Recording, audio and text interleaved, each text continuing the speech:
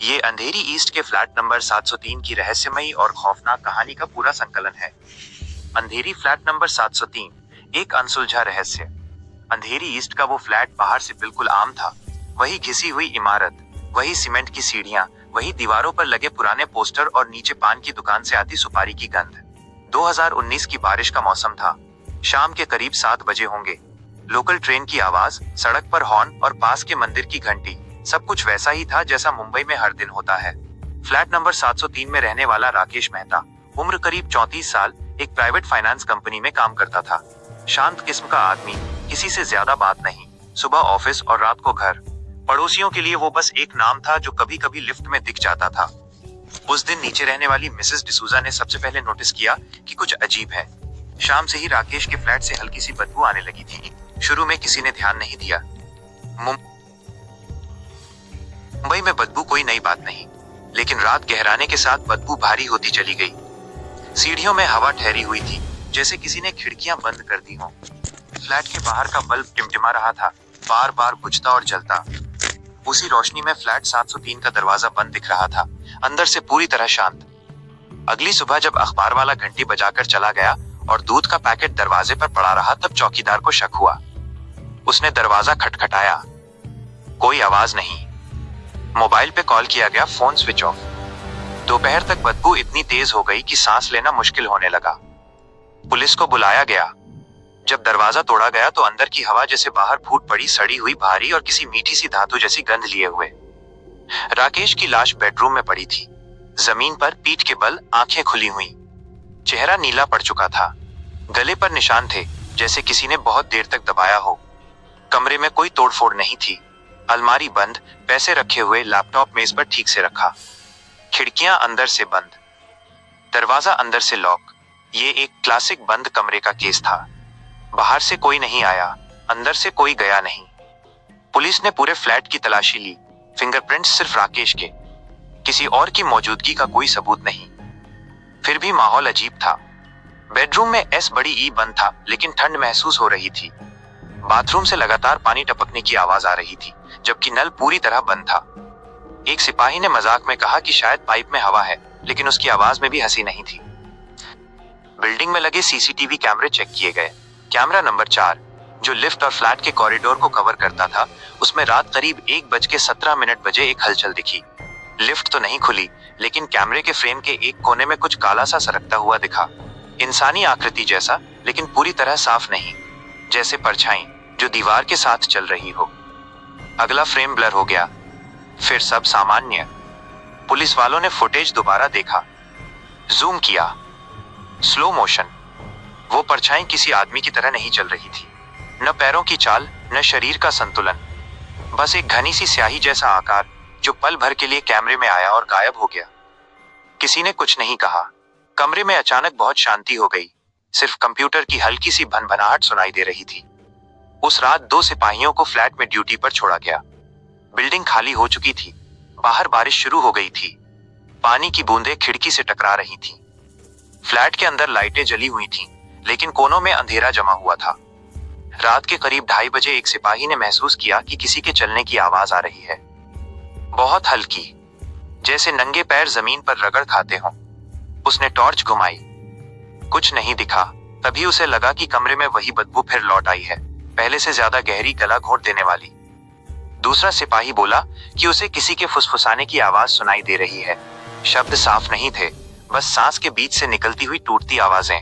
दोनों ने दरवाजे की तरफ देखा, वो अब भी अंदर से बंद था। उस रात किसी ने नींद नहीं ली।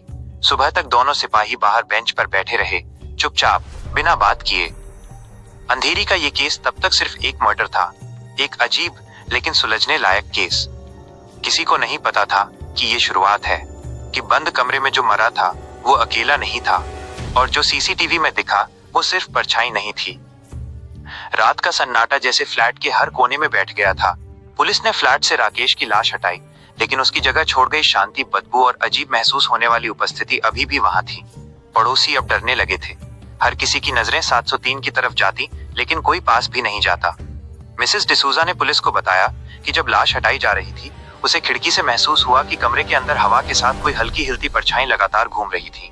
पहले उसने सोचा कि उसकी आंखों का भ्रम है, लेकिन जब तीसरी बार वही परछाई दिखाई दी तो वो डर के मारे कांप गई। फ्लैट में काम कर रहे फॉरेंसिक टीम के लोग भी अजीब महसूस कर रहे थे। कैमरा लगाते समय, लैपटॉप और मोबाइल की जांच करते समय हर बार उपकरण अचानक फ्रीज हो जाते या स्क्रीन ब्लिंक करने लगती। कभी कभी लैपटॉप स्क्रीन पर राकेश की लाश की वो तस्वीर आती जैसे कोई उसे दिखाना चाहता हो, लेकिन तुरंत गायब हो जाती। कमरे में अचानक ठंडी हवा चलती और किसी की सांस की आवाजें बहुत नजदीक से आती। टीम के एक सदस्य ने माना कि उसने पैरों की हल्की टपकती आवाज सुनी, लेकिन जब सभी ने ध्यान दिया तो वहां कोई नहीं था। अगले दिन फॉरेंसिक रिपोर्ट तैयार हुई। किसी भी तरह का फिंगरप्रिंट, कोई डीएनए या कोई हिंसक बाहरी संकेत नहीं मिले। ये केस पुलिस के लिए सिरदर्द बन गया। लेकिन सबसे अजीब बात यह थी कि जिस दिन राकेश मरा, फ्लैट में लगे लो फ्लक्स लाइट के कैमरे लगातार ब्लिंक कर रहे थे। जब पुलिस ने सीसीटीवी फुटेज दोबारा चेक किया तो उस रात की रिकॉर्डिंग में स्पष्ट दिखाई दिया। रात 2:03 बजे कमरे के बीचों बीच हवा में एक अजीब धुंधली आकृति ने बेडरूम की तरफ झांका। यह आकृति मानवीय तो लग रही थी, लेकिन उसकी हाइट और शरीर की गति प्राकृतिक नहीं थी। फ्लैट का वातावरण अब और डरावना लगने लगा। रात को जो पहले सिर्फ अजीब आवाजें और बदबू थी, अब वो धीरे धीरे हर चीज में समा गई। पड़ोसी बताते कि कभी कभी रात 12 बजे के आसपास खिड़की से अजीब रोशनी आती, कभी लाल कभी नीली, और कभी कभी ऐसा लगता कि कमरे के अंदर से फुसफुसाहटें बाहर तक आती हैं, जैसे कोई उनके नाम ले रहा हो। पुलिस ने सोचा कि शायद फ्लैट के पुराने बिजली सिस्टम या लाइटिंग में कोई गड़बड़ हो रही है, लेकिन जब इलेक्ट्रीशियन ने जांच की तो सब सही था। फ्लैट में कोई तारें टूटी हुई नहीं, कोई शॉर्ट सर्किट नहीं, सब कुछ सामान्य था। फिर सवाल ये उठता कि रात में जो आवाजें आती हैं वो बदबू क्यों बढ़ती है, और जो परछाई सीसीटीवी में दिखी वो आखिर थी कौन। फिर एक अजीब घटना और हुई। पुलिस का एक सिपाही जो ड्यूटी के लिए फ्लैट में रात भर रहा था, उसने बताया कि लगभग रात 1:45 उसे लगा कि कमरे के कोने में कोई खड़ा है। उसने टॉर्च घुमाई, लेकिन वहां कुछ। जैसे ही उसने टॉर्च वापस किया, उसे महसूस हुआ कि कोई उसके बिल्कुल पीछे खड़ा था। वो पल भर के लिए सांस भी रोक बैठा। पीछे मुड़कर देखा, खाली कमरे, लेकिन हवा में अब भी उस अजीब सा दबाव महसूस हो रहा था, जैसे कोई उसे देख रहा हो। फिर धीरे धीरे सब समझने लगे कि ये फ्लैट सिर्फ मर्डर का स्थान नहीं है, ये जैसे किसी दूसरे आयाम की झलक दिखा रहा हो, जहां समय, आवाज और दृश्य अपने नियमों से बाहर है। रात बढ़ती गई और पुलिस ने तय किया कि अब रात के समय फ्लैट में कोई नहीं रहेगा। लेकिन एक सवाल हमेशा दिमाग में गूंजता रहा, अगर राकेश अकेला नहीं मरा तो उसके साथ और कौन था जो न दिखाई दिया और न छोड़ा कोई सबूत। और यही पर डर की असली गहराई शुरू हुई। फ्लैट में जो देखा और महसूस किया गया वो अब सिर्फ मानव दिमाग से समझने योग्य नहीं था। रात के 3 बजे वही सिपाही जो पीछे खड़ा महसूस हुआ था, अचानक चिल्लाया। आवाज इतनी तेज थी कि पड़ोसी भी सुन सकते थे। कमरे में कुछ नहीं था, लेकिन उसका चेहरा डर और अचेतन भय से फीका पड़ चुका था। तभी कमरे में अचानक एक ठंडी हवा का झोंका आया और बदबू इतनी तेज कि वो सांस नहीं ले पाया। उसके कानों में लगातार कोई फुसफुसा रहा था, तुमने देखा, अब तुम भी यहाँ हो। ये सुनकर पूरे फ्लैट में काम कर रहे सभी पुलिस और फॉरेंसिक सदस्य डर के मारे कांपने लगे। ये केस अब सिर्फ मर्डर का नहीं रहा, यह केस बन गया था अनदेखी परछाई और रहस्य की स्थिति का। राकेश की मौत सिर्फ शुरुआत थी, और 703 नंबर फ्लैट अब मुंबई के सबसे रहस्यमय और खौफनाक जगहों में से एक बन चुका था। अगली रात बारिश नहीं थी, लेकिन हवा में वही भारीपन था। अंधेरी ईस्ट की उस बिल्डिंग में सन्नाटा ऐसा था जैसे किसी ने आवाजों को बाहर ही रोक दिया हो। पुलिस ने फ्लैट 703 को सील कर दिया था, फिर भी कॉरिडोर में खड़े होने पर ऐसा लगता था कि अंदर कोई मौजूद है, जैसे दीवारों के पीछे सांसें चल रही हों। रात करीब 11 बजे सब इंस्पेक्टर देशमुख खुद मौके पर आए। वो पुराने खिलाड़ी थे, कई मर्डर केस देख चुके थे, लेकिन फ्लैट के सामने खड़े होते ही उनके चेहरे पर भी एक पल के लिए झिझक आ गई। चाबी लगाकर जब सील खोली गई तो दरवाजा खुलते ही वही जानी पहचानी बदबू वापस आ गई। इस बार और गहरी, जैसे गीली मिट्टी, पसीना और लोहे का मिला जुला असर। लाइट ऑन करते ही हॉल में पीली रोशनी फैल गई, लेकिन कोने अब भी अंधेरे में डूबे थे। ऐसा लग रहा था जैसे रोशनी वहां तक पहुंच ही नहीं पा रही। एस बड़ी ई बंद था, फिर भी कमरे में ठंड थी। देशमुख ने महसूस किया कि उनकी गर्दन के पीछे बाल खड़े हो रहे हैं। पुलिस टीम अंदर फैली। हर कदम पर फर्श से हल्की चरमराहट की आवाज आ रही थी। वो आवाज सामान्य नहीं लग रही थी, जैसे लकड़ी की नहीं, बल्कि किसी के दांत पीसने जैसी। बेडरूम में पहुंचते ही एक अजीब सी खामोशी थी, वही जगह जहां राकेश की लाश मिली थी। फर्श साफ कर दी गई थी, लेकिन दीवार के पास अब भी हल्का सा काला निशान था, जैसे कुछ समय तक वहां कोई खड़ा रहा हो। देशमुख ने सीसीटीवी सिस्टम दोबारा ऑन करवाया। लाइव फीड चल रही थी। स्क्रीन पर सब कुछ सामान्य दिख रहा था।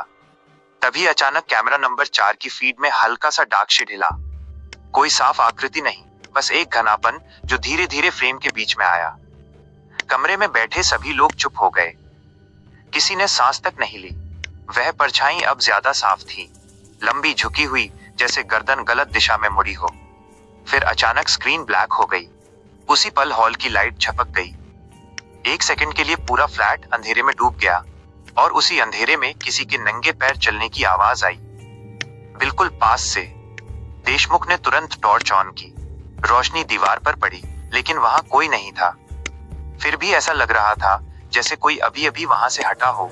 हवा में अचानक ठंड और बढ़ गई। किसी ने धीरे से फुसफुसाया। शब्द समझ नहीं आए, लेकिन आवाज में दर्द और गुस्सा था। एक सिपाही की हालत बिगड़ने लगी। उसने कहा कि उसे किसी ने नाम लेकर बुलाया, जबकि वहां मौजूद किसी ने उसका नाम नहीं लिया था। उसके कानों में लगातार एक ही लाइन गूंज रही थी, दरवाजा बंद है, बाहर कोई नहीं जा सकता। उसके माथे से पसीना टपक रहा था, लेकिन शरीर ठंडा पड़ चुका था। देशमुख ने तय किया कि फ्लैट का पुराना रिकॉर्ड निकाला जाए। बिल्डिंग के बुजुर्ग वॉचमैन से पूछताछ हुई। बहुत देर चुप रहने के बाद उसने बताया कि करीब 12 साल पहले भी इसी फ्लैट में एक आदमी ने आत्महत्या की थी, फांसी लगाकर। लेकिन मामला दबा दिया गया था। कहा गया था कि मानसिक बीमारी थी। उस समय भी पड़ोसियों ने बदबू, आवाजें और परछाई देखने की बात कही थी। कुछ महीनों बाद सब शांत हो गया और फ्लैट दोबारा किराए पर चला गया। ये सुनते ही देशमुख को समझ आया कि मामला सिर्फ राकेश तक सीमित नहीं है। ये फ्लैट किसी तरह उन लोगों को खींचता है जो अकेले रहते हैं। रात करीब 2:30 बजे जब टीम बाहर निकलने की तैयारी कर रही थी, तभी बेडरूम का दरवाजा अपने आप धीरे धीरे बंद होने लगा। कोई हवा नहीं थी, किसी ने छुआ नहीं, बस एक धीमी चरमराहट और दरवाजा बंद। उसी के साथ अंदर से किसी के रोने की आवाज आने लगी, दबा हुआ, घुटा हुआ, जैसे गला दबाकर रोया जा रहा हो। देशमुख ने दरवाजा खोलने की कोशिश की। हैंडल ठंडा था, असामान्य रूप से ठंडा, जैसे बर्फ पकड़ ली हो। अंदर से आवाज अब और साफ थी, एक आदमी की जो आखिरी सांसें ले रहा हो। अचानक आवाज बंद हो गई। पूरा फ्लैट फिर से शांत। जब दरवाजा खोला गया, अंदर कुछ नहीं था, खाली कमरा। लेकिन दीवार पर नई नमी थी, जैसे किसी ने हथेलियां टिकाकर वहां खड़े होकर सांस ली हो। उसी पल सीसीटीवी स्क्रीन अपने आप ऑन हुई। स्क्रीन पर राकेश का चेहरा दिखाई दिया, आंखें खुली हुई, और उसके पीछे उसी परछाई का चेहरा जो इंसानी नहीं था। स्क्रीन ब्लैक हो गई। उस रात के बाद देशमुख ने ये केस अपने हाथ में ले लिया, लेकिन उनके मन में एक डर बैठ चुका था। अगर ये फ्लैट सिर्फ गवाह नहीं बल्कि शिकारी है, तो अगला नंबर किसका होगा? रात का अंधेरा अब और गहरा था। 703 फ्लैट का कॉरिडोर खामोशी में डूबा हुआ। बीती घटनाओं के बाद पुलिस ने रात में किसी को फ्लैट के अंदर जाने की अनुमति नहीं दी थी, लेकिन देशमुख जानते थे कि सच सामने आए बिना ये केस सुलझने वाला नहीं है। उन्होंने तय किया कि वो अकेले रात भर फ्लैट में रहेंगे, कैमरे, रिकॉर्डिंग और अपनी अनुभवी नजरों के साथ। रात करीब 11:30 थी। फ्लैट की सील खोली गई। दरवाजा खुलते ही वही गंध और वही ठंडी हवा जैसे स्वागत कर रही हो। देशमुख ने टॉर्च और कैमरा दोनों साथ रखा। कमरे में कदम रखते ही उन्होंने महसूस किया कि हवा स्थिर नहीं है। हल्की हलचल धीरे धीरे फैल रही। दीवारों के कोनों में अंधेरा घना और ठंडा, जैसे कमरे की सीमाएं बदल रही हों। सबसे पहले उन्होंने बेडरूम की ओर कदम बढ़ाए, वही जगह जहां राकेश की लाश मिली थी। फर्श अब भी हल्का गीला था, दीवारों पर हल्की काली परछाई बनी हुई। देशमुख ने टॉर्च घुमाई। परछाई धीमे धीमे हिल रही थी, जैसे कोई सांस ले रहा हो, लेकिन बिना शरीर के। अचानक उन्होंने महसूस किया कि कमरे का तापमान बहुत तेजी से गिर रहा है। सांस से धुआं निकलने लगा, जबकि बाहर बारिश भी नहीं थी। कुछ मिनटों बाद टॉर्च की रोशनी में उन्होंने देखा, दीवार पर निशान धीरे धीरे उभर रहे थे। किसी के हाथों के निशान जैसे दीवार पर उकेरे गए हों, लेकिन कोई वहां नहीं था। और तभी फुसफुसाहट शुरू हुई। शब्द स्पष्ट नहीं, लेकिन दर्द और आक्रोश था, जैसे राकेश अपनी मौत की कहानी बता रहा हो। मैं अकेला नहीं था, तुम भी देखोगे। देशमुख ने कैमरे को पास रखा। लाइव फीड में परछाई साफ दिख रही थी, लंबी, झुकी हुई। उसकी परछाई के पास हल्की सी लाल झिलमिलाहट, जैसे आंखें हों। लेकिन असली डर तब आया जब परछाई ने अचानक कमरे के अंदर घूमना शुरू किया। कोई आवाज नहीं, सिर्फ चलने की हल्की सरसराहट। देशमुख ने पीछे कदम बढ़ाया, टॉर्च की रोशनी पर देखा। कोने में कोई खड़ा नहीं, लेकिन परछाई लगातार बढ़ रही थी, कमरे के बीच तक पहुंच गई। फिर अचानक कमरे के पंखे की गति बदल गई, धीमा से तेज, तेज से धीमा, और उसी के साथ कमरे की लाइट झपकने लगी। देशमुख ने महसूस किया कि अब कोई मानव नहीं है। यह परछाई अब किसी चेतन प्राणी की तरह हावी हो रही थी। वो फर्श पर नहीं, हवा में तैर रही थी, और उसके साथ हवा का दबाव, गंध और आवाज, सभी चीजें असहनीय हो गईं। कुछ देर बाद कमरे में अचानक सन्नाटा छा गया। फुसफुसाहटें रुक गईं, लेकिन तभी देशमुख की कानों में एक जोरदार आवाज गूंजने लगी, यहां मत रहो, बाहर निकलो। शब्द किसी इंसान के नहीं थे, गहरी, धातु जैसी आवाज जो हड्डियों तक जा रही थी। देशमुख ने हिम्मत करके पीछे मुड़कर देखा। टॉर्च की रोशनी में परछाई अब पूरी तरह इंसानी रूप ले रही थी। चेहरा दिखा पानी और काले धब्बों से भरा, आंखें खाली और गहरी, जैसे कोई भूख लगी आत्मा। देशमुख ने कैमरा फोकस किया। स्क्रीन पर वही चेहरा पल भर के लिए दिखा, फिर अचानक ब्लैक स्क्रीन। कमरे में सब रोशनी चली गई, और तभी उन्होंने महसूस किया कि कोई उनके बिल्कुल पास खड़ा है। नंगे पैर की आवाज अब बहुत तेज थी। देशमुख ने पीछे मुड़कर देखा। खाली कमरे में सिर्फ परछाई का हौसला दिखा। हवा इतनी ठंडी कि सांसें जम रही थी। रात का बाकी हिस्सा देशमुख के लिए पीड़ा और डर का मिश्रण रहा। सुबह के पहले किरण तक उन्होंने फ्लैट नहीं छोड़ा, लेकिन जो उन्होंने देखा वो उनके दिमाग से नहीं गया। परछाई अब सिर्फ राकेश की नहीं थी, वो किसी अज्ञात शक्ति की थी जो फ्लैट में पिछले सालों से बसी थी। और यही समय था जब पुलिस ने तय किया कि ये फ्लैट अब किसी के रहने के योग्य नहीं। लोग इसे सुनकर डर गए। पड़ोसियों ने फ्लैट के सामने से रास्ता बदलना शुरू कर दिया। लेकिन सवाल यही था, क्या ये खत्म हो गया, या जो शक्ति थी वो अब और भी मजबूत हो चुकी थी। रात का अंधेरा अब पूरी तरह मुंबई की गलियों में फैल चुका था। 703 फ्लैट के बाहर अब भी बारिश का हल्का पानी जमा था, लेकिन अब उसकी बूंदों की आवाज भी डरावनी लग रही थी। पड़ोसी अब फ्लैट के सामने से गुजरते हुए जल्दी कदम बढ़ाते थे। कई लोग सीधे सड़क के दूसरी तरफ जा रहे थे ताकि 703 के पास ना आए। देशमुख रात के करीब 10:30 बजे फिर फ्लैट में पहुंचे। उन्होंने तय किया कि इस बार रात का पूरा ऑब्जर्वेशन करना है। फ्लैट का दरवाजा खुलते ही वही गंध, वही ठंडी हवा और वही अजीब सा भारीपन उनका स्वागत कर रहा था। इस बार उनके साथ एक फॉरेंसिक टीम भी थी जो उपकरण और कैमरे लेकर अंदर गई। जैसे ही टीम अंदर फैली, पूरे कमरे में हल्की सी सरसराहट और फुसफुसाहट शुरू हुई। अब ये स्पष्ट था कि परछाई केवल कमरे में नहीं, बल्कि हर इंसान की मानसिकता में भी उतर रही थी। देशमुख ने टॉर्च ऑन की और कमरे की हर कोने को देखा।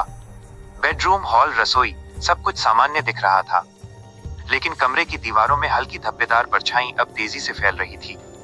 रात करीब 12:15 बजे अचानक टॉर्च की रोशनी में बेडरूम का फर्श हल्का धुंधला दिखा, जैसे किसी ने वहां कदम रखे हों। टीम के एक सिपाही ने महसूस किया कि कोई उनके पीछे खड़ा है। घबराहट में उसने पीछे देखा, खाली कमरा, लेकिन फर्श पर उनके पीछे हल्की सी धुंधली छाया बढ़ रही थी। देशमुख ने कैमरा फोकस किया। स्क्रीन पर वही परछाई लगातार बदल रही थी, कभी लंबी और झुकी हुई, कभी हवा में तैरती हुई, और अचानक परछाई ने एक शोर के साथ पूरे कमरे में फैलना शुरू किया।